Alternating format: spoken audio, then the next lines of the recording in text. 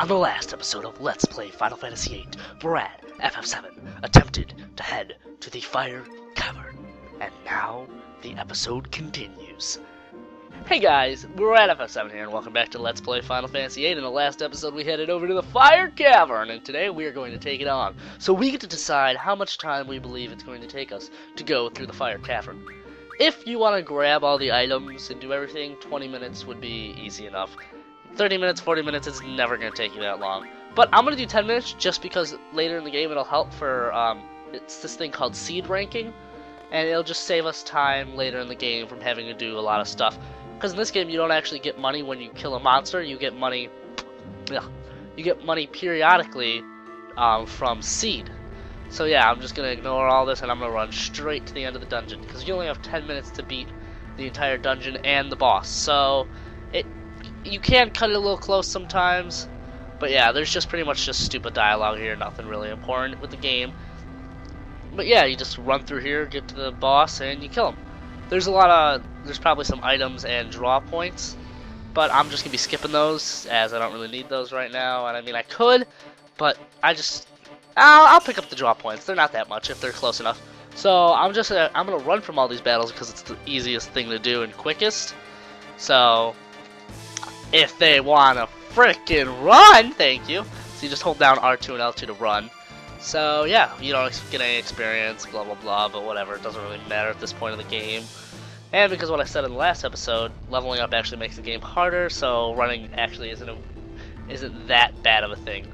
There's draw points probably, yeah, right there, but I'll get it on the way out. Because I believe you actually can get it all on the way out, because I believe once you defeat this monster we're about to face, as you can see the end of the dungeon right there, I do believe you do not get like teleported straight out. I believe that after you beat them, you have to walk out. So on our way out, we can just pick up all those things. And that was a bomb that we just faced right there, and they're weak to like not status ailments, but and Quistis called it an elemental monster.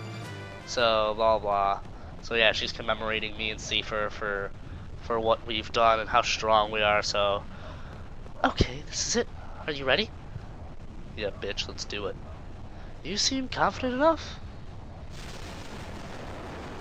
Yeah, here we go. And look at that. The almighty Infrit. It's actually a Frit. But I always say Infrit. I believe I've already talked about this in another Final Fantasy video. But I say Infrit. I know it's Ifrit. But Infrit sounds cooler, I believe. So, as you can see, we can draw items from them. I believe this is Cure we can draw. So yes, we can use that. And Shiva, I'll use her once.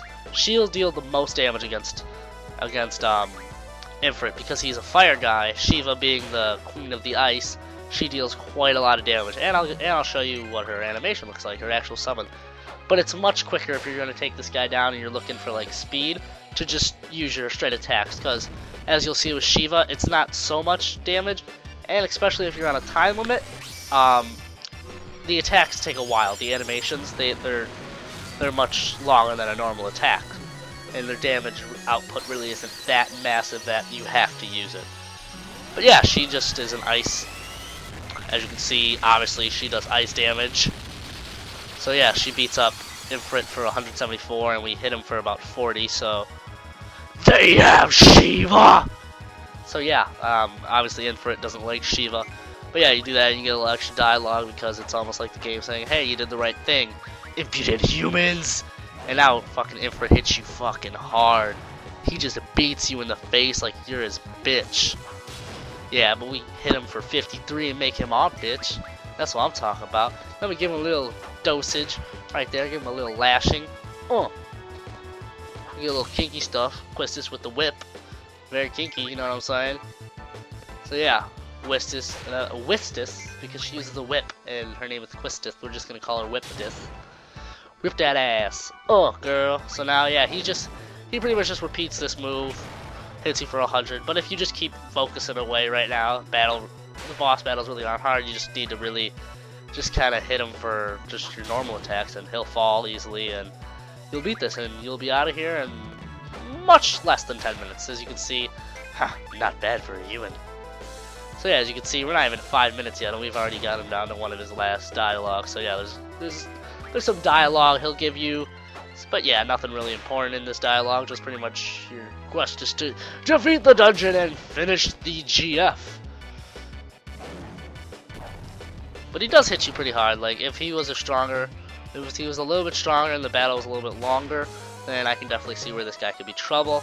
But as of right now, he's too weak and too little HP to cause much trouble. And especially bosses that have you can draw Cure on, it's you pretty much you can't die. Like this is kind of like almost like a tutorial boss, because this is your first true boss fight. So almost all the boss fights when you first fight them are supposed to be easy. I wish he would hit Quistis, because then maybe I could show you guys what is it called in this game? It's like it's not limit breaks, but for me to lose to a human, very well I will join you. So yep, we get Ifrit to join our team. So yeah, now we're just like, yep, swing our sword around like a badass.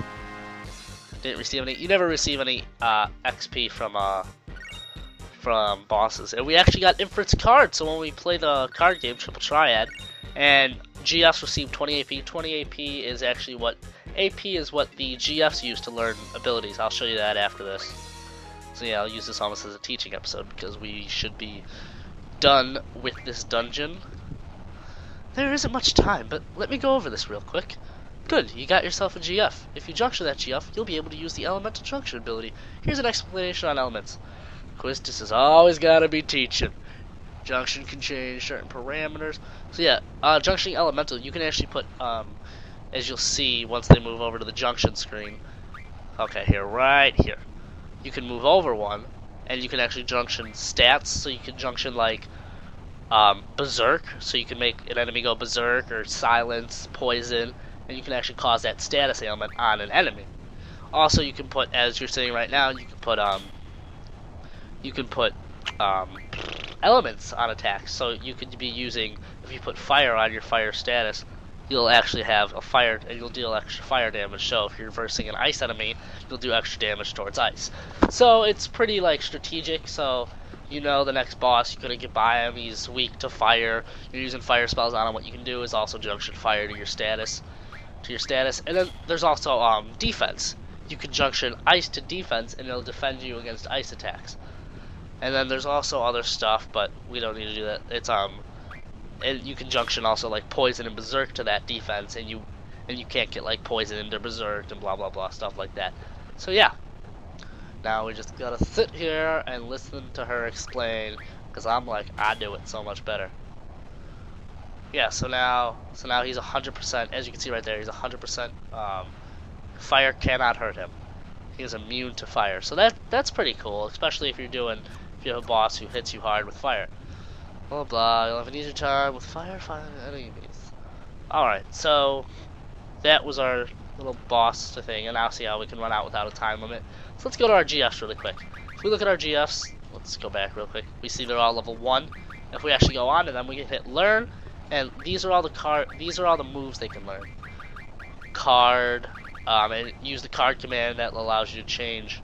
That allows you to turn enemies into cards. GF HP plus 10. Junctions magic to HP. That's actually what I'm going to learn first, because HP is always something I want to be able to junction to. Boost. Actually, I'm going to learn boost first. What that is when you actually use it, you can hold select and square, and you can actually boost your actual GF's attack. But we'll get to that eventually. So yeah, I'm going to have him learn HP. Shiva, we can see what she can learn.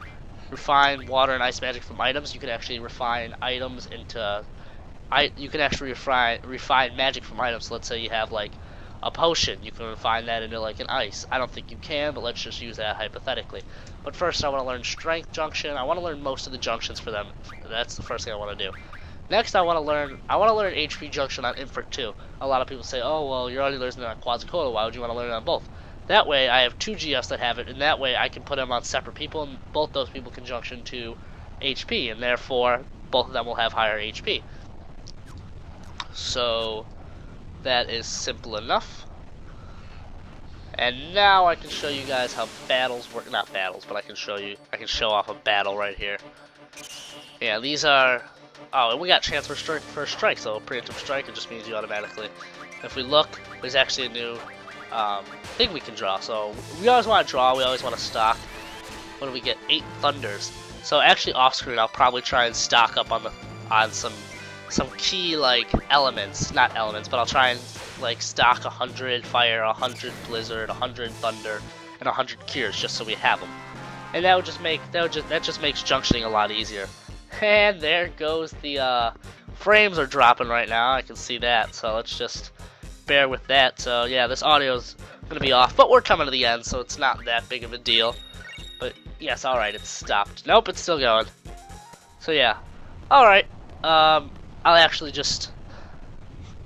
meet you guys back outside. Well, actually, let's go pick up this little